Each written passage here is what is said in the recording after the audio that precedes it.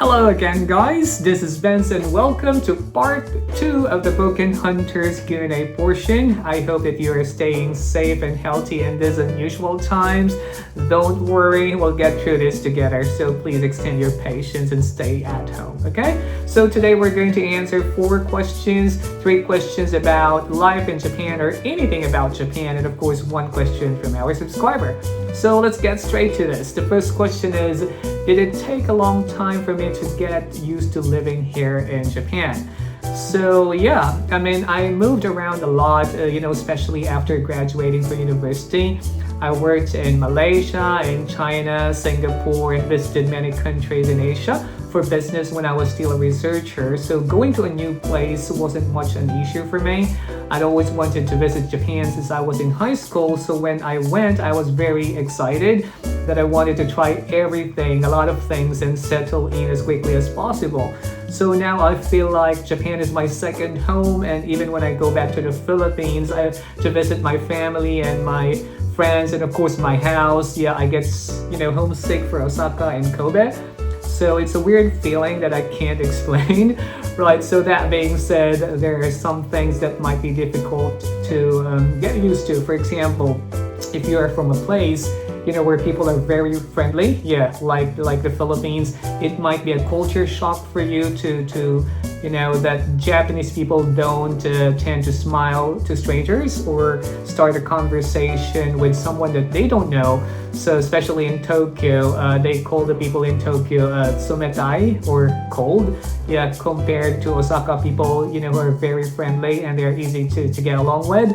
So here in Japan, everything is smaller, the cars, the food portions. So for those of you who used to getting a lot of food for cheap, you might find this very surprising. Also, there's a lot of interesting things that I would still like to try here in Japan. For example, the capsule hotels. I would like to stay there overnight, dressed in a samurai costume, and of course, participating in festivals. I would love to do that. Also, speaking of religious tradition, most of the Japanese people are Buddhists, so I'm just so lucky that I found a Catholic church near my place, so I can, go to the church every Sunday.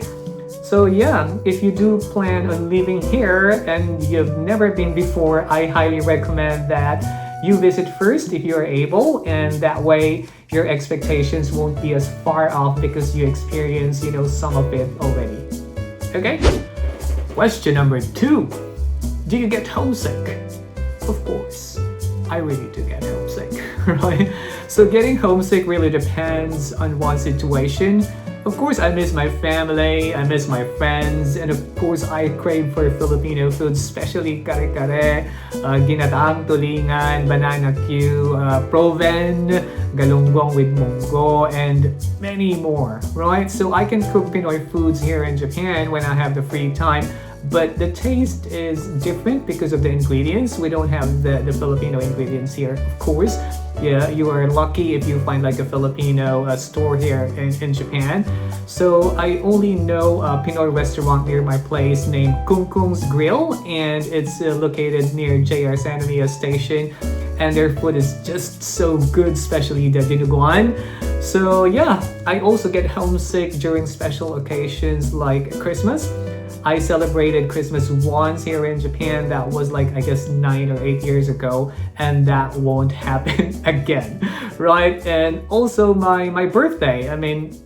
I can't remember anymore when was the last time I celebrated my natal day with my family and my friends. So dito kasi sa Japan, work is life, right? Sabi nga ng maraming Pilipino dito, Japan, sagot sa kahirapan, which is, I guess, true. Let's move on to question number 3. So what got me interested in Japan?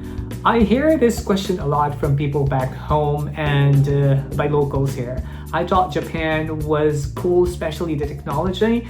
So imagine just with your smartphone, you can ride trains, you can do grocery shopping, you can pay your bills, and a lot more things. So it's just very convenient. I also thought that the culture is very interesting.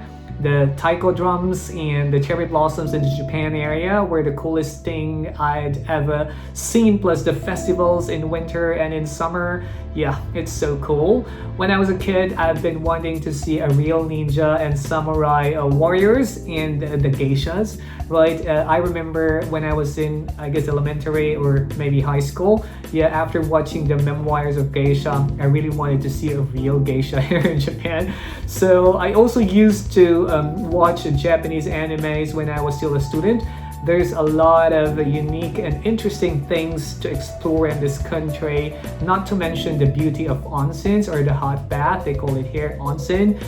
I just love them. I mean, I can stay there, yeah, for the whole day.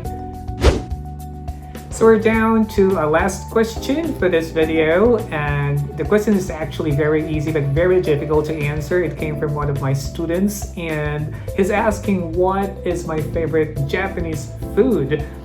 So I can't think of just one, so I'll go for maybe my top 3 or top 4. And first on my list is a tonkotsu ramen with a thick broth.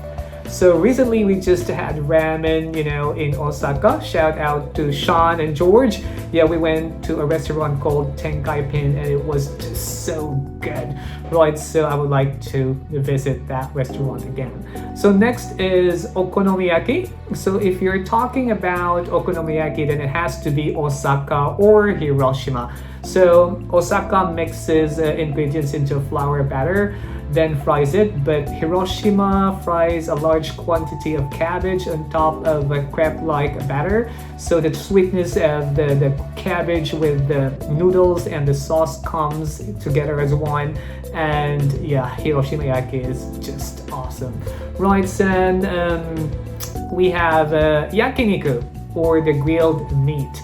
So here in Japan, yakiniku is everywhere, but some restaurants just offer like a very tasty yakiniku. So yeah, it's on my top 3. And of course, in winter, in cold season, I love to eat the hot pot dishes or the nabe and the sukiyaki.